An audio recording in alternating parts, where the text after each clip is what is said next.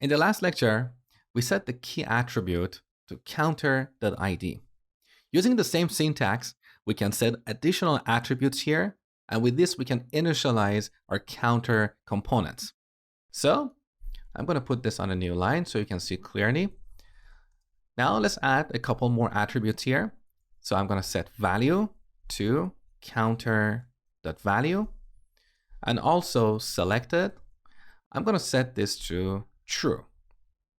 For now, I have hard-coded this value. Potentially in the future, this can be set to a property in our counter objects. Now, back in our counter component, here in the render method, I'm going to temporarily add a console.log and show you this.props.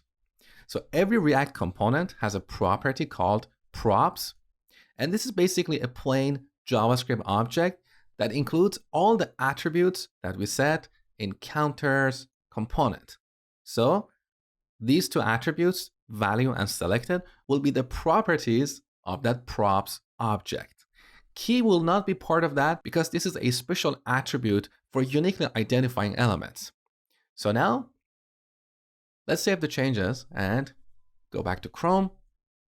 You can see we have 4 messages on the console because we have 4 counter components. Look at the first message. Our props is an object with 2 properties, value, which we set to 4, and selected, which we set to true. So now we can read this value and use that to initialize each counter component. So back in our counter component, instead of initializing the count property to 0, I'm going to set it to this.props.value. Save the changes. Back in Chrome, you can see our first counter is initialized to 4. Beautiful.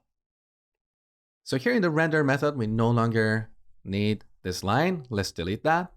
Also, I would like to rename this count property to value to be consistent with the property that we are setting from the outside. This makes our code cleaner and more maintainable. We don't have to do all the guesswork to remember what name we used where. So put the cursor here, press F2, and rename this to value. We should also rename this count property to value. So it's more meaningful to say a counter has a value as opposed to a counter has a count. Now, one more thing before we finish this lecture.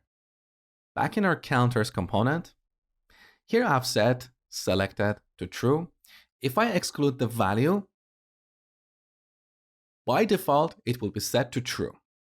Now, going forward, we don't need this attribute, so I'm going to delete it.